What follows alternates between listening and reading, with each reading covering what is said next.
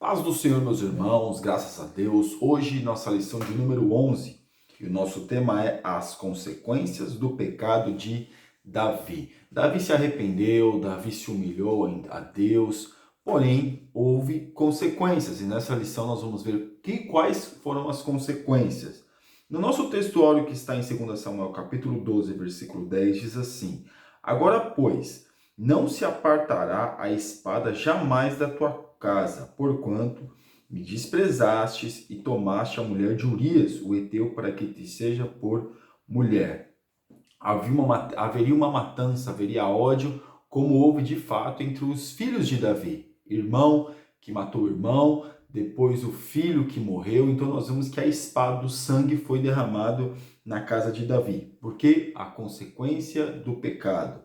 Verdade prática. O pecado é destruidor. O seu alvo é sempre desviar o homem da comunhão com Deus, levando-o a um estado de depravação espiritual e moral. Irmãos, veja uma coisa, como nós falamos na lição passada acerca do adultério, hoje, nós temos que vigiar muito acerca disso, porque nós pedimos perdão a Deus, Deus nos perdoa, mas as consequências vêm sobre a nossa família. A nossa família acaba sofrendo as consequências, nós, claro, e a nossa família, ou seja, num todo, acaba sofrendo as consequências. E as consequências são terríveis. Mesmo que haja arrependimento, mesmo que haja humilhação diante de Deus, não tem como nós fugir das consequências. As consequências vão vir. Nós temos que pedir para Deus, para que Deus possa nos ajudar a conseguir suportar as consequências. No livro de nossa leitura bíblica em classe, que está em 2 Samuel, capítulo 12, do versículo 1 ao 15, diz assim: E o Senhor enviou Natã a Davi, e entrando ele, Davi disse-lhe: Havia numa cidade dois homens, um rico e outro pobre. Veja uma coisa, aqui nessa passagem bíblica, o Natã, o profeta, vai dizer uma parábola para Davi. E Davi, o próprio Davi, que dá o ultimato, que dá a sentença. O próprio Davi que dá a sentença. Olha, tinha uma ovelha, o rico, e o rico pegou a ovelha daquele homem pobre e conta a parábola para ele. E aí ele fala, não, esse homem precisa morrer, que ele é isso, que ele é aquilo. E aí Natan vira para ele, esse homem é você, rei. Você fez isso. Deus te deu muitas mulheres, Deus te deu um reino, Deus te levantou, tirou das ovelhas, de cuidar de ovelhas, para que fosse rei, e agora você tirou a única coisa que Urias tinha, que era sua mulher. E ainda você o matou. Então, essa sentença é para você. E aí, quando ele se torna em si, que ele vê o que ele disse, aí ele se arrepende. Mas ele só se arrependeu depois que foi descoberto, depois que o seu pecado foi descoberto, porque ele não, até então ele não tinha confessado o seu pecado, ele não tinha dito aquilo que ele tinha feito. Estava tudo ali escondido, obscuro, ele não tinha ainda falado acerca do seu pecado. Mas Urias, Deus usando Urias falou isso a ele, contou essa parábola para ele, e aí depois que ele foi descoberto, que ele foi se arrepender. Na nossa introdução, o assunto desta lição mostrará o alto preço que Davi pagou e as consequências que sofreu por causa dos pecados cometidos. A história de Davi nos ensina a não brincar com o pecado. Não podemos arriscar ou desafiar o pecado, pois ele é destruidor e seus resultados são trágicos. Por isso, o mais importante é viver em santidade e confiar no sacrifício perfeito de Cristo, lembrando permanentemente que Deus não tolera o pecado de quem quer que seja. Mesmo que Davi foi tido como segundo o coração de Deus pelo fato do arrependimento, da humilhação, da forma que ele fez, nós vemos que também houve consequências em cima de Davi. E na nossa vida não é diferente. Deus não tem seus queridinhos. Aquele que peca se arrepende. Deus dá a oportunidade para se arrepender. Mas não adianta, meus irmãos. As consequências, elas vêm. No nosso tópico 1, na parte 1, um conceito de pecado no Antigo Testamento. No Antigo Testamento, a palavra pecado tem diversos significados. Errar o alvo, prática de imoralidade e idolatria. Malignidade, perversidade, revolta, rebelião, iniquidade, culpa, transgressão consciente, culpabilidade diante de Deus, desviar-se do bom caminho. Esses são algumas significados acerca do pecado. O pecado sempre transgride aquilo que Deus mandou nós fazermos, sempre vai contra aquilo que Deus designou que nós fizéssemos. Aquilo que Deus colocou, nós fazemos o contrário, nós estamos pecando.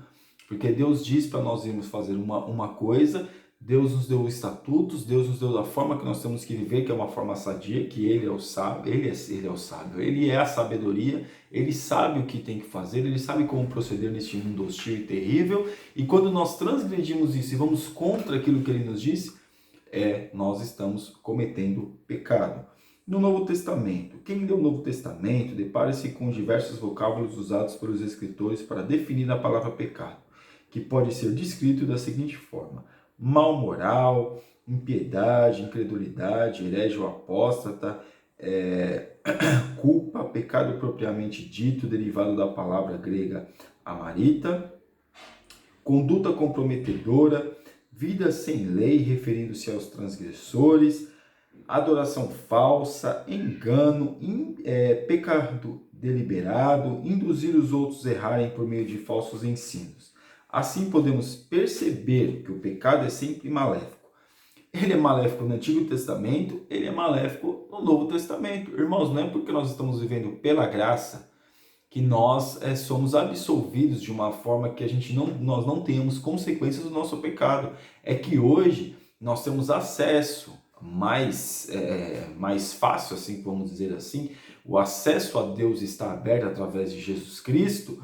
Então, nós podemos dobrar o nosso joelho e pedir perdão ali, e Deus vem e aceita nosso perdão, se for de coração, claro, mas as consequências vêm. No Antigo Testamento, eles tinham que esperar 1 ano para que o sumo sacerdote entrasse no Santo dos Santos, fizesse o sacrifício, e o sacrifício tinha que ser aceito para eles tirarem aquela culpa que eles tinham do pecado. Hoje não, por isso que a nossa consciência, ela pesa, o pecado pesa no homem. Ah não, eu não sinto culpa nenhuma. A pessoa sente culpa, ela quer só disfarçar. Então, nós vemos aqui que Davi, ele até então, não, ninguém vai saber mesmo, mas com certeza a sua consciência estava falando com ele que ele estava errado. Porque quando ele percebeu que não tinha como, aí que foi terrível para ele. Porque aí ele se arrependeu verdadeiramente. Porque se não tivesse se arrependido verdadeiramente, Deus com certeza não teria aceito o seu arrependimento e mais. E a sua casa continuaria, as consequências continuariam. O que acontece, irmãos, é que as consequências do pecado, ela vem. Mas uma coisa é nós se sentirmos absolvidos diante de Deus, no sentido que nós nos arrependermos, nós buscarmos a reconciliação de Deus. Essa é uma questão. Nós temos que buscar isso, e aí quando nós passamos por dificuldades que vão vir através do nosso pecado, o Deus Todo-Poderoso, ele vai nos consolar através do Espírito Santo para a gente conseguir passar essa fase da vida. Agora é diferente daquele que peca, não se arrepende, vai passar por dificuldade, e através dessa dificuldade vai atrás de outra dificuldade, porque não vai ter consolo. Então a pessoa vai tentar se apegar, se agarrar, se consolar em alguma coisa. E aí um abismo chama outro abismo. Aqui no tópico 2, a repreensão do profeta Natan ao rei Davi, uma consciência morta. Tudo nos leva a crer que Davi não iria confessar os seus pecados. Como eu havia dito, ele não iria ver, ele não ia confessar. Ele achou que estava tudo certo, só Joabe saberia. Na verdade, ele achou que nem Joabe sabia. Mas os rumores correm, as conversas correm. Ele achou que ninguém ia descobrir. E se Joabe soubesse, também, ficaria tudo em casa, ficaria tudo ali, não seria um escândalo, ninguém saberia de nada. E Deus? E como é que Deus fica nessa história? Será que Deus também não estava sabendo de nada? Será que Deus também não estava vendo nada? Será que Deus estava alheio ao que ele estava fazendo? Porque quando nós pecamos, nós não pensamos em Deus, nós pensamos em nós. Nós pensamos nos nossos desejos, nas nossas vontades, nós pensamos nisso, nós pensamos nos nossos prazeres, porque é isso que nós queremos. Então aqui, Davi achou que nunca seria descoberto.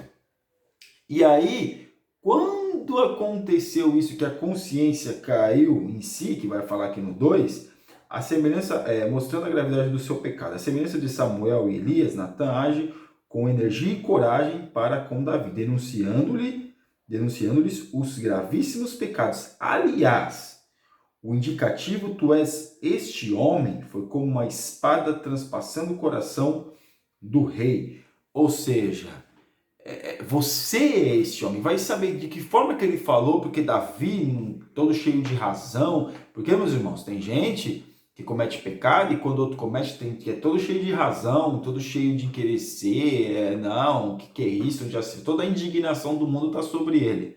Assim como aconteceu com Davi. Mas quando Natan ele reverteu a questão, reverteu aquilo que Davi estava falando, no sentido de que você é esse homem. Você está falando de outra pessoa, mas não, eu estou revertendo isso, porque quem é esse homem é você, não é outro homem, é você. Quando ele viu que aquilo que ele tinha feito foi descoberto, aí Natan mostrou e ele caiu em si e vendo a gravidade do seu pecado. A gravidade do seu pecado. Mas eu vou dizer, mas será que neste inteirinho, será que ele não, a consciência dele não pesou? Com certeza pesou. Mas a pessoa fica querendo dar desculpas a si mesma para não se arrepender. A pessoa fica dando desculpa. Ah, eu pequei por causa disso. Ah, eu pequei porque no casamento, como está falando do adultério. Ah, minha mulher tá difícil, ou meu marido tá difícil, ou meu relacionamento tá difícil, eu não tive escolha, porque eu tava carente, não sei o que. Irmão, não tem essa. Não tem desculpa. Não adianta querer ficar querendo dar desculpa numa coisa que não tem desculpa. Não adianta querer ficar justificando com uma coisa que é injustificável. Que as pessoas ficam colocando a culpa uma nas outras, como Adão. Ah, a mulher que tu me deste, me deu da árvore, eu comi. Ele comeu porque ele quis. Ninguém obrigou ele a comer, ela ofereceu. É que nem um pecado. O pecado é oferecido. A pessoa se deleita nele se ele quiser. E assim como aconteceu com Davi. Mas para Davi se arrepender, Davi teve que ser descoberto. E Deus ainda teve misericórdia dele. Tópico parte 3. Traindo a generosidade divina. Natan, como porta-voz de Deus, disse tudo quanto ele havia feito com relação a Davi, citando cada benefício um por um. A. Livramento das mãos de Saul. B. O reinado sobre Judá e Israel. C. Dentre muitos outros privilégios. Mas Davi, o homem segundo o coração de Deus, desprezará a generosidade de Deus. Entretanto, Davi reconheceu sua transgressão, sabia que havia pecado contra o Senhor. Alguns dos seus salmos revelam o sofrimento que ele passou por ter ocultado o seu pecado, entristecendo profundamente o Espírito de Deus. Pela misericórdia divina, Davi foi perdoado, mas teve de arcar com as consequências de seus pecados.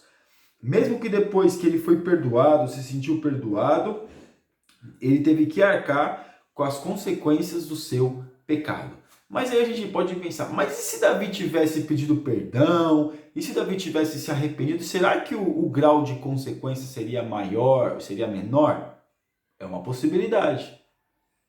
É uma possibilidade, sim. Porque a pessoa está se colocando na livre e espontânea vontade. É uma possibilidade. Não estou dizendo que isso vai acontecer. É uma possibilidade de que a pessoa seja descoberta. De que a pessoa, quando vê, toma uma surpresa. Nossa, eu fui descoberto. E agora? O que eu faço? Então veja, meus irmãos.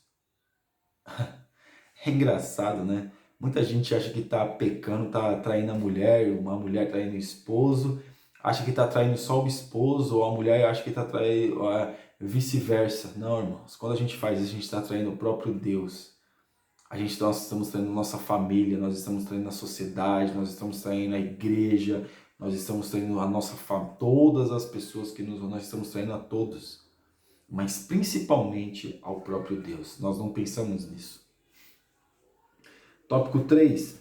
As consequências do pecado de Davi. As consequências pelos pecados cometidos. Paulo afirmou que o que semeia na carne colherá corrupção. Foi o que ocorreu com Davi. Podemos enumerar alguns pontos dos males que vieram como consequência de seus pecados. Primeiro, a perda do filho. Perdeu o filho. Depois, o escândalo sexual de seu filho Aminon com sua filha Tamar. O terceiro, da sua filha Tamar. Porque o primeiro ele perdeu o filho. Que filho? O filho que estava no ventre de Betseba. Morreu a criança. Depois, Aminon estuprou a sua irmã. A sua irmã não era filha da mesma mãe, mas era sua irmã, filha do mesmo pai. Estuprou a sua irmã. E depois nós vemos o terceiro, o assassinato de Aminon. Absalão, depois de 2 anos, porque Tamar era irmã de sangue da mesma mãe, do mesmo pai de Absalão. que Absalão fez? Depois de 2 anos esperar o negócio, Absalão foi bem sangue frio, não falou nada, não disse nada, esperou 2 anos e tal, depois promoveu uma festa, chamou o pai não quis ir, aí chamou o irmão, que não sei, quando chegou, matou o irmão. Absalão, o absurdo público das concubinas reais por este. E Absalão, como eu já citei na lição passada, depois que matou o irmão, depois que chamou o pai, queria conversar com o pai não estava nem aí para ele, foi e deitou com todas as concubinas do seu pai em praça pública para chamar a atenção do pai. E o seu pai nunca o repreendeu por isso. Nem antes, pelo aquilo que ele fez com Aminon, e nem depois de tudo que aconteceu, que ele matou Aminon, e depois ainda que ele deitou com as nunca o repreendeu. Porque Davi tinha perdido a autoridade sobre a sua casa depois do adultério. Quando o homem comete adultério, infelizmente ele perde a autoridade dentro de casa. E para conseguir resgatar essa autoridade, vai um tempo. Davi foi perdoado pela graça e pela misericórdia divina, mas teve de arcar com as consequências de seus pecados pelo restante de sua vida. E aí, meus irmãos, tópico 2, Davi, o rei fraco no seu próprio lar. Davi foi um grande líder para Israel, mas um péssimo pai de família. Foi um péssimo pai de família. Péssimo pai de família mesmo. Ele não uniu seus filhos davam um banquete, ele não participava. Como eu já disse, ele não chamava a atenção dos seus filhos, ele não repreendia os seus filhos. Irmãos, ele foi um excelente líder, um excelente general, um excelente rei. Porém, ele não teve... Ele foi pastor de uma nação, mas não foi pastor dentro da sua própria casa. Então, irmão, homem, você e eu, nós temos... mas eu sou pastor na igreja, eu não sou pastor na igreja, eu só sou... Não interessa. O pastor dentro da sua casa tem que ser você.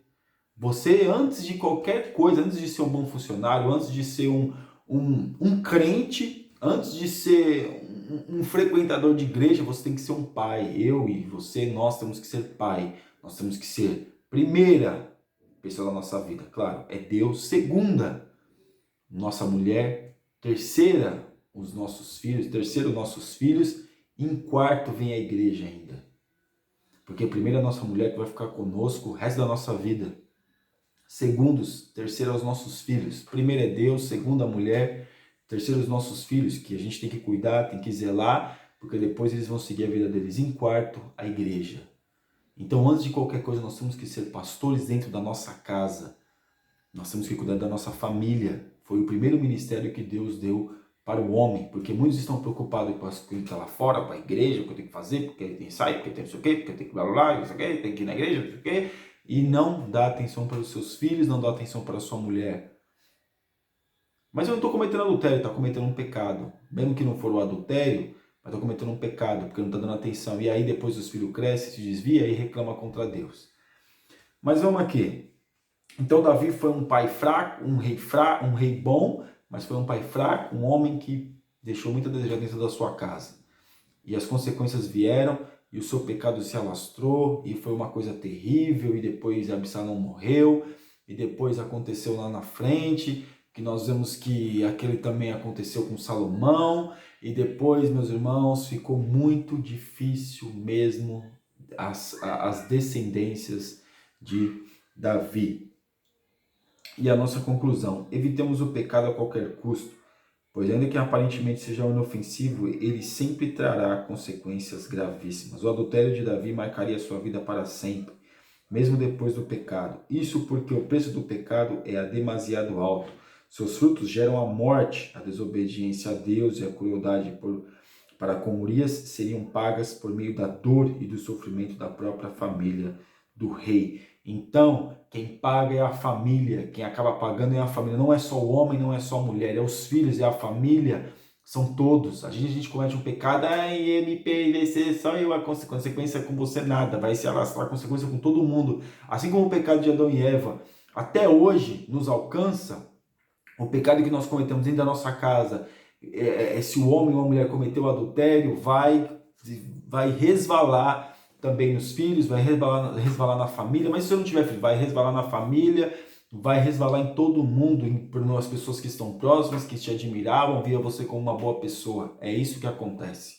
Amém? Que Deus abençoe os irmãos, em nome de Jesus. Você ainda que não se inscreveu no nosso canal, está convidadíssimo a assinar e compartilhem este vídeo. Que Deus abençoe a cada um. Em nome de Jesus, amém.